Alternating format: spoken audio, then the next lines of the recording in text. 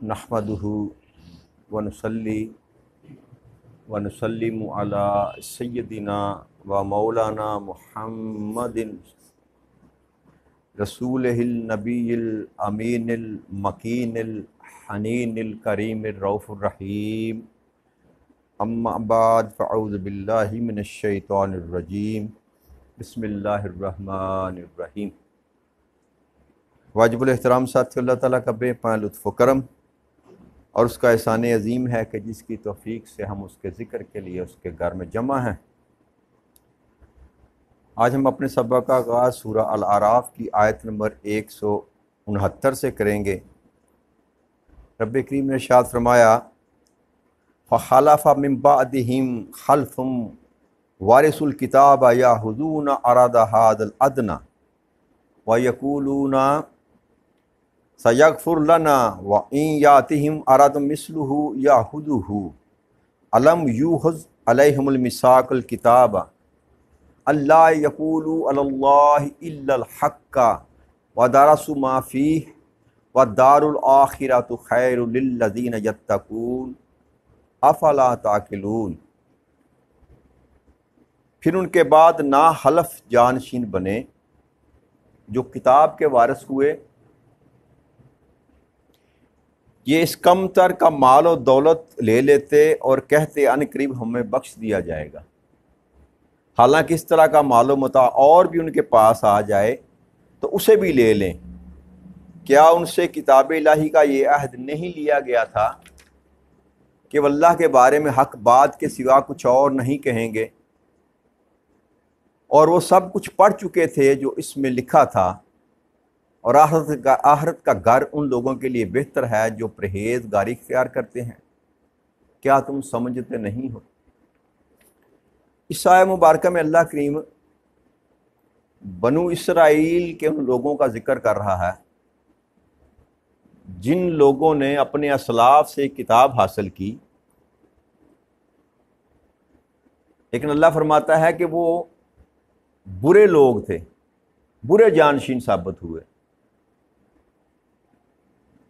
उन्होंने तौरात का मताला भी किया, अल्लाह करीम के अहकामात को हासिल भी किया, मगर ये कि थोड़े से माल और मता के लिए वो अल्लाह के अहकाम को भी बदल देते, अल्फाज और मानी में तब्दीली कर देते, तहरीफ करते और मफहूम तब्दील कर देते।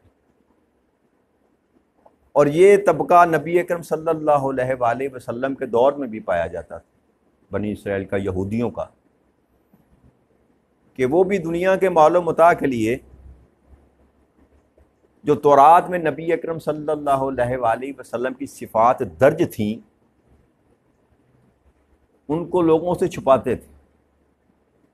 और इनकी पूरी हयात का अगर आप इनके अदवार का मुताला करें ना तारीख़ की कुतब में, तो हर नबी के दौर में यही तबका था जो नबियों के ख़िलाफ़ हुआ, बावजूद इसके कि इनके पास किताब थी, अहले किताब थे, तौरात के वारिस थे, मगर मूसा अलैहिस्सलाम के बाद हर नबी, आने वाले नबी की इन्होंने तकज़ीब की, उनको जुटलाया, बल्कि यहाँ तक अल्लाह फरमाता है कि नाहक कत्ल कर देते थे नबियों।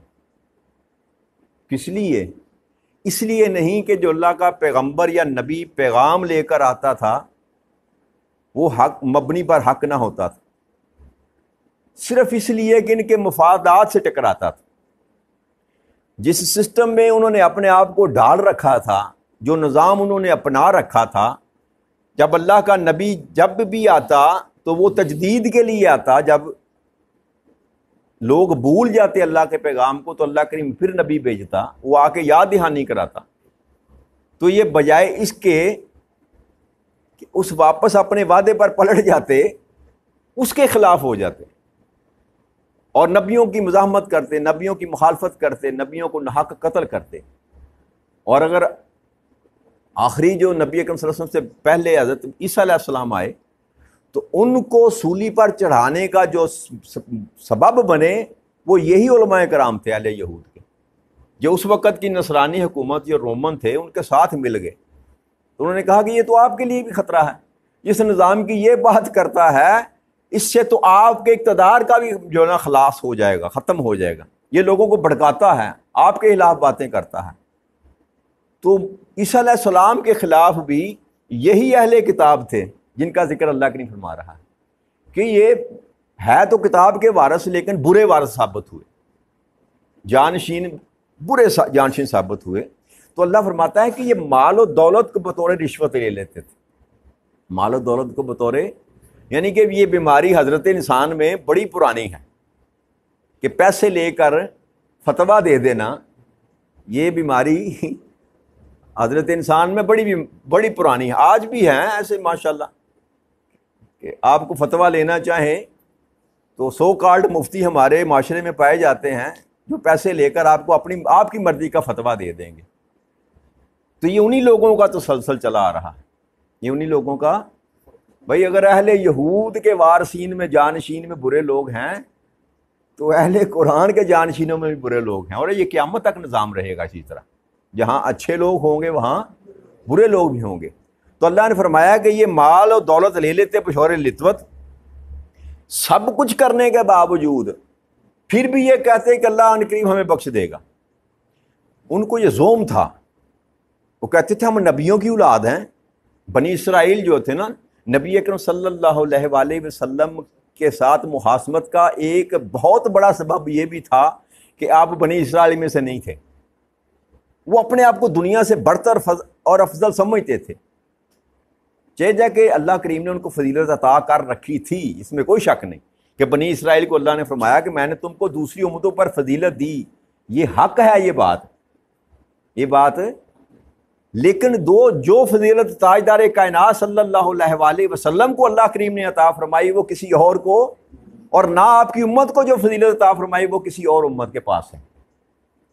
تو جب یہ بنی اسرائیل میں سے نبی اکرم صلی اللہ علیہ وسلم تشریف نہ لائے بلکہ بنی اسماعیل میں سے آ گئے، تو یہ بھی ایک سبب بنا نبی اکرم صلی اللہ علیہ وسلم کی مخالفت کرنے کا۔ اور پھر یہ مدینہ میں جو بستے تھے یہود جو اہل کتاب تھے، ان کا دھندا بھی یہی تھا، پیسے لے کر دو نمبری کرنا، فتوے دینا۔ امیر کی بیٹی یا بیٹے نے گناہ کر لیا تو اور سزا، غریب کی بیٹی نے بیٹے نے کو گناہ کر لیا تو اور سزا، یہ عام تھا اس معاشرے میں۔ اور یہی سبب تھی کہ لوگ پھر جب نبی اکرم صلی اللہ علیہ وسلم مدینہ میں تشریف لے آئے نا، تو لوگ پھر نبی اکرم صلی اللہ علیہ وسلم کے پاس فیصلے کرانے کے لیے لے کر آتے تھے کہ یہ صادق بھی ہیں، امین بھی ہیں، سچے بھی ہیں، یہ غلط بات نہیں کرتے، بھلے ان پر ایمان نہیں لائے لیکن فیصلہ کروانے کے لیے وہ نبی اکرم صلی اللہ علیہ وسلم کے پاس لے کر آتے تھے کہ ان سے جا کر فیصلہ کرواتے، کیونکہ ان کے جو علماء تھے اس وقت کے اہل یہود جو تھے وہ مال لے کر فیصلہ کرتے تھے، وہ مال لے کر۔ تو آج ہم لگتا ہے ہم اسی 15 صدیاں پیچھے ہی بیٹھے ہوئے اسی دور میں۔ ہمارے ہاں بھی اب فیصلے جو ہیں وہ یہاں بندہ دیکھ کر ہوتے ہیں، نسب دیکھ کر ہوتے ہیں، یا مال دیکھ کر ہوتے ہیں۔ یہاں بھی انصاف والی کو بات دور دور تک کہیں نظر نہیں آئے گی۔ چھوٹے سے چھوٹے معاملے سے لے کر بڑے سے بڑے معاملے میں چلے جائیں آپ، یہاں پر آپ کو انصاف میسر نہیں آئے گا۔ اور جس طبقے کی اللہ کریم ذکر کر رہا ہے نا کہ یہ جانشین کم تر دنیا کے بدلے جو تھے نا، انہوں نے ساری اپنی آخرت خراب کر لی، تو وہ طبقہ بھی درجہ اتم ہمارے درمیان موجود پایا جاتا ہے۔ تو اللہ فرماتا ہے ذرا ان سے پوچھیں ہیں میرے محبوب، جب میں نے ان سے یہ وعدہ لیا تھا کہ جو کچھ میں نے تم کو بتایا ہے، جو تم نے پڑھ لیا ہے لکھا ہوا، بس اسی کو بیان کرنا۔ اللہ کی طرف سے جو موسیٰ علیہ السلام لے کر آئے، داؤد علیہ السلام لے کر آئے، یا عیسیٰ علیہ السلام لے کر آئے، جو بھی حکم رب کریم کی طرف سے آتا رہا، اللہ فرماتا ہے پوچھو ان سے، میں نے کہا تھا کہ حق بات کے سوا کوئی اور بات نہ کرنا۔ تو لیکن یہ کیا کرتے، اس کے باوجود انہوں نے ان نافرمانیوں کا سلسلہ اپنا ختم نہ کیا۔ قرآن کریم کی ان آیات میں جہاں یہودیوں کا ذکر فرمایا اور اپنی نافرمانیوں کے باوجود اپنی آخری زندگی کو خراب کرتے رہے، دنیا بنانے کے چکر میں اپنی آخرت کو خراب کرتے رہے، تو آج کے مسلمانوں کا بھی یہی حال ہے کہ ہم بھی دنیا کمانے کے چکر میں اپنی آخرت کو بلائے بیٹھے ہیں، اور یہ بدعمالیاں جو ہم کر رہے ہیں یہ اسی کا سبب ہے کہ ہم نے بھی حق بات کو چھوڑ دیا، اصل کو چھوڑ دیا، جو اللہ اور اللہ کے رسول نے تعلیمات دی اس کو پسے پشت ڈال دیا، اور من چاہی زندگی گزارنے کے لیے، دنیا کی آسائشیں حاصل کرنے کے لیے جھوٹ مکر فریب جو کچھ ہم سے بن پڑتا ہے ہم کرتے ہیں، اور کوئی طبقہ اس سے بری، کوئی ایک طبقہ ایسا نہیں ہے جن پر رشک کیا جا سکے کہ ہاں یہ طبقہ ایک ایسا ہے جو اس وقت ان بیماریوں سے بچا ہوا ہے۔ حضرت معاذ بن جبل رضی اللہ تعالیٰ بیان کرتے ہیں، ہمارا حال بیان کر رہے ہیں، حدیث مبارک میں ہے، آپ فرماتے ہیں کہ ان قریب لوگوں کے سینوں میں قرآن اس طرح بوسیدہ ہو جائے گا جس طرح کپڑا بوسیدہ ہو کر جھڑنے لگ جاتا۔ استغفر اللہ العظیم۔ اور بغیر کسی شوق اور لذت کے قرآن کریم کو پڑھیں گے، یعنی کہ جیسے ہم پڑھتے ہیں نا، مجبوری کے تحت پڑھتے ہیں، شگف کو نہیں۔ ابھی تو اللہ معاف کرے، اب تو وہ رواج بھی ختم ہو گیا نا۔ جب ہم چھوٹے تھے نا، آپ نے بھی دیکھا ہوگا، تو ہر گھر میں صبح فجر کی نماز کے بعد قرآن کی تلاوت کی جاتی تھی۔ جو بڑے بزرگ ہوتے تھے نا، اور میں نے دیکھا اپنی آنکھوں سے، نظر نہیں آتا تھا، اور بڑے بڑے لفظوں والے قرآن ڈھونڈ کر لائے جاتے تھے بابا جی کے لیے۔ کیوں جی؟ ایسا ہی ہے کہ نہیں ہے؟ شگف تھا لوگوں کا۔ بے شک وہ اتنے پڑھے لکھے لوگ نہیں تھے، مگر قرآن پڑھنے کا شوق تھا۔ ہمارے درمیان تو یہ شوق بھی ختم ہو گیا۔ اب قرآن پڑھنے کا شگف، اب جو پڑھ رہا ہے وہ بھی مجبوری سے پڑھ رہا ہے، بس روٹین میں پڑھ رہا ہے، ایسے ہی بس ثواب کی نیت سے کہ آ کے ایک لفظ پڑھوں گا تو 10 نیکیاں ملیں گی۔ ہم ثواب کے چکروں میں پڑھ گئے۔ بے شک بھلے اس کا ثواب ہے، مگر یہ ثواب کے لیے نازل اللہ نے نہیں کیا، یہ اللہ نے ہدایت کے لیے نازل کیا۔ یہ آپ کو دنیا میں زندگی گزارنے کا طریقہ بتانے کے لیے نازل کیا، فقط ثواب کے لیے نازل نہیں کیا۔ یہ قرآن جو نازل ہوا تھا یہ مردوں کو زندہ کرنے کے لیے ہوئی، یہ بات ہے نا، مردہ دلوں کو زندہ کرنے کے لیے ہوا تھا۔ اور ہم نے کاروبار کیا بنا لیا، ہم نے مرداؤں کو بخشوانے کے لیے قرآن کا سہارا لے لیا۔ 40 قرآن پاک میری طرف 30 قرآن پاک، یہ بھی المیہ ہے، یاد رکھیے گا، یہ بھی قرآن اس مقصد کے لیے ظلم ہے قرآن کے ساتھ۔ یہ قرآن کے ساتھ ظلم ہے کہ اس سے مردے بخشوائے جائیں، نہ قرآن اس لیے نازل ہوا کہ مردہ دلوں کو زندہ کیا جائے، اور یہ تب ہی ہوگا جب اس کا پیغام آپ سمجھیں گے۔ تو آپ فرماتے ہیں کہ صرف طمع اور ہرس کے لیے یہ قرآن کو استعمال کریں گے، اور وہ خوف خدا سے گناہوں میں کمی نہیں کریں گے۔ پڑھیں گے بھی لیکن اندر خدا کا خوف، روز ہم پڑھتے ہیں نا قرآن میں، قیامت کا بھی پڑھتے ہیں، آثار بھی پڑھتے ہیں، اللہ کے حساب و کتاب کا معاملہ بھی پڑھتے ہیں، لیکن اس کے باوجود ہمارے دل میں وہ اثر سوچ نہیں آتی کہ یار واقعی یہ حقیقت ہے کہ اللہ گرفت کرے گا، کیا حشر ہوگا، کیا جہنم میں پھینکا جائے گا۔ پڑھتے ہیں لیکن یقین نہیں کرتے۔ تو آپ فرماتے ہیں اور وہ برے کام کرنے کے باوجود تبلیغ کریں گے اور یہ کہیں گے کہ ان قریب ہماری بخشش کر دی جائے گی، کیونکہ ہم اللہ تعالیٰ کے ساتھ کسی کو شریک نہیں کرتے، محض ایک بات پر کہ ہم اللہ کو اللہ مانتے ہیں، اس کے علاوہ کسی اور کو معبود نہیں مانتے۔ بس یہ زوم لے کر پھر رہے ہیں کہ ہم کلمہ گو ہیں، لا الہ الا اللہ کے ورد کرتے ہیں، یہی کافی ہے ہمارے لیے۔ ساری برائیاں بھی کرتے جاتے ہیں اور پھر تبلیغ بھی کرتے ہیں۔ یہ حضرت معاذ بن جبل نے ہمارا حال جو ہے نا اس وقت کا وہ بیان کیا۔ اب جو ہمارے سو کالڈ مبلغین ہیں، اللہ ماشاء اللہ اچھے لوگوں کو چھوڑ کر، اچھے لوگ تو وہ تو ہیں جو بغیر کسی غرض کے، بغیر کسی لالچ کے اللہ کے دین کی تبلیغ کر رہے ہیں، اور وہ قیامت تک کرتے رہیں گے، بھلے وہ آٹے میں نمک کے برابر ہی ہو۔ یہاں اجتماعی بات کی جا رہی ہے، جماعت کی بات کی جا رہی ہے۔ من حیث المجموع ہمارا یہی حال ہو چکا ہے کہ تبلیغ کرنے والے جو ہیں ان کے سینے خلد جو ہے خالی ہیں، ان کے سینے ہدایت سے بس خالی گفتگو کی جا رہی ہے، جیسے میں بیان کر رہا ہوں ویسے بیان کیا جا رہا ہے، بس عمل اس پر 1% بھی نہیں کیا جا رہا۔ تو کہتے ہیں کہ بس اللہ ہمیں بخش دے گا۔ یہی بات وہ یہود کہتے تھے کہ اللہ ہمیں بخش دے گا، ہماری نسبت بہت بڑی ہے، ہماری نسبت، ہم نبیوں کی اولاد ہیں، ہاں جی۔ تو یہی بیماری ہمارے اندر بھی ہے، ہم بھی کہتے ہیں ہماری نسبت بڑی ہے، تاجدار کائنات ہمیں بخشوا لیں گے، فلاں ہمیں بخشوا لے گا، فلاں ہمیں بخشوا لے گا، یہی کہتے ہیں نا ہم، اس کے علاوہ کوئی اور ہے ہمارے پاس؟ عمل پہ دار و مدار نہیں ہے، عمل پہ دار و مدار۔ یہ بیماری بنی اسرائیل میں جو تھی نا وہ اس امت میں بھی آ گئی۔ یہ قرآن بیان کر رہا ہے ان بیماریوں کو کہ ان بیماریوں کے اپنے اندر داخل نہ ہونے دینا، ان بیماریوں کے سبب سے میں نے عذاب کیا، ان کو ذلیل کیا، رسوا کیا، اور قیامت تک ذلیل کرتا رہوں گا۔ اللہ کریم بیماریاں بتا رہا ہے اور ان بیماریوں کے سبب سے جو عذاب نازل کیا وہ بھی بتا رہا ہے، مگر افسوس کہ ہم سب کچھ پڑھنے، سننے، سمجھنے کے باوجود اسی ڈگر پر چل رہے ہیں، اپنے آپ کو بدلنے کے لیے تیار نہیں ہیں۔ تو جب ان کا معاملہ جو ہے اللہ کی نافرمانی کرنے کے سبب سے عذاب والا ہوا، تو یہ گمان نہ کریں کہ ہمارے ساتھ کوئی اور سلسلہ کیا جائے، نہ، اللہ کے قوانین تبدیل نہیں ہوتے۔ اللہ عدل ہے، یاد رکھیے گا، اللہ اس سے بڑھ کر دنیا میں کوئی اور آخرت میں عدل کرنے والا۔ یہ ممکن نہیں ہے کہ آپ بھلے نافرمانی کریں اور نافرمانی اللہ کی کریں اور سب سے بڑھ کر اس محبوب کی کریں جس کو اس نے رسول بنا کر دنیا میں بھیجا، نافرمانی بھی کرتے جائیں اور لبیک یا رسول اللہ کے نعرے بھی لگاتے جائیں۔ تو یہ دوہرا معیار جو ہم نے اپنا رکھا ہے یہ ہماری بربادی کا سبب بن چکا۔ تو اللہ نے فرمایا کہ یاد رکھو آخرت کا گھر جو ہے یہ انہی لوگوں کے لیے بہتر ہے جو پرہیزگاری اختیار کرتے ہیں۔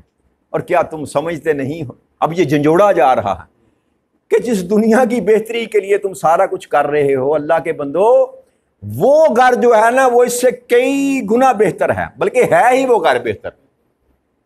اس کو ضرب تقسیمیں کیا دینی؟ اس دنیا، یہ تو ہے ہی دنیا، اور دنیا دنی سے ہے، دنیا دنی سے ہے، اور دنی کہتے ہیں گھٹیا چیز کو، یہ تو ہے ہی گھٹیا۔ تو وہ اللہ ہے جہاں پر جا کر ہمارا قیام ہونا ہے اور مستقل قیام ہونا ہے۔ تو اللہ فرماتا ہے کہ لوگوں کے لیے بہتر آخرت کا گھر ہی ہے۔ ارے تم کیوں نہیں سمجھتے؟ کیا تم سمجھتے نہیں ہو؟ اب یہ پکڑ کر جھنجھوڑا جا رہا ہے کہ تم کیوں نہیں سمجھتے۔ پھر اللہ نے فرمایا والذین یمسکون بالکتاب واقاموا الصلاۃ انا لا نضیع اجر المصلحین، اور جو لوگ کتاب الہی کو مضبوطی سے پکڑتے ہیں اور نماز قائم رکھتے ہیں، بے شک اصلاح کرنے والوں کا اجر اللہ ضائع نہیں کرتا۔ اب یہاں اللہ کریم نے کتاب کو پکڑنے کی بات کی۔ کتاب کو پکڑنے سے مراد یہ ہے کہ جو احکامات اللہ کریم نے اس میں نازل کیے ان پر کما حقہ عمل کیا جائے۔ یہودیوں کے لیے تورات اس دور میں، اب نہیں، ان کے لیے تورات تھی کہ جو کچھ اللہ نے فرمایا اس پر عمل کرتے اور نماز پڑھتے رہے، جس طرح کی بھی نماز ان پر فرض تھی۔ اللہ فرماتا ہے جو ایسے عمل کرتے رہے اور نماز پڑھنے کی بات نہیں کی، اقام الصلاۃ، نماز کو قائم کیے رکھا اپنی، تو ایسے لوگوں کو اللہ کہتا ہے جب یہ لوگ جو اصلاح کرنے والے ہوتے ہیں میں ان کا اجر ضائع نہیں کرتا، ان کا اجر ضائع نہیں کرتا۔ تو آج بھی جو بندہ اس قرآن کو مضبوطی سے تھام لے گا، احکامات الہیہ کو مضبوطی سے تھام لے گا، اللہ اور اللہ کے رسول کے احکامات کے مطابق زندگی بسر کرنے کی کوشش کرے گا۔ بھائی ہمارے ذمہ میں کوشش کرنا ہے کہ نہیں؟ میں یہ تو نہیں کہتا، کوئی بھی یہ نہیں کہتا کہ ولی اللہ بن جائیں یا ولی اللہ ہو جائیں، یا اس دور میں نبی اکرم صلی اللہ علیہ وسلم کے صحابہ کرام کی جو جماعت تھی اس طرح کے ہم بن جائیں، ممکن ہی نہیں ہے۔ ہم گناہ گار ہی صحیح، برے ہی صحیح، مگر یہ ہے دیکھنا یہ ہے کہ کیا ہمارا طریق درست ہے، کیا ہماری سمت درست ہے، کیا سفر ہمارا صراط مستقیم پر ہے۔ بھائی سیدھی سی بات، اگر لاہور جانا ہے تو سمت تو طے کریں نا اپنی۔ لاہور کی سڑک پر آپ چل جائیں، بھلے پیدل ہی چلیں یار، کبھی نہ کبھی آپ لاہور پہنچ جائیں گے۔ اور اگر آپ کا منہ پنڈی کی طرف ہو تو پھر آپ بھلے ہیلی کاپٹر میں بیٹھ کے بھی چلے جائیں، کبھی آپ لاہور۔ بس یہی فلسفہ سمجھ لیجئے آسان زبان میں کہ ہمیں اپنی ڈائریکشن درست کرنی ہے، اپنی توجہ اللہ کی طرف کرنی ہے، اللہ کے رسول کی طرف کرنی ہے، قرآن کو اپنا راستہ بنانا ہے، بھلے سفر جتنا بھی طے ہو اب اس پہ چھوڑ دیں، رب کریم پہ چھوڑ دیں۔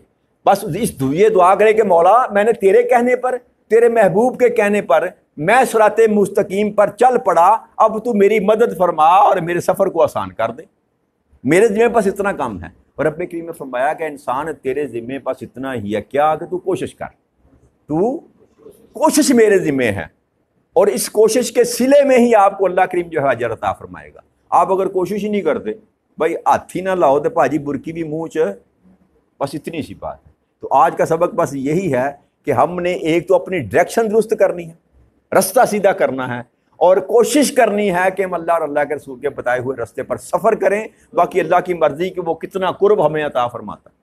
اللہ کریم آپ کو اور مجھے نیکی کی توفیق عطا فرما دے۔ وما علینا الا البلاغ المبین۔ والسلام علیکم ورحمۃ اللہ وبرکاتہ۔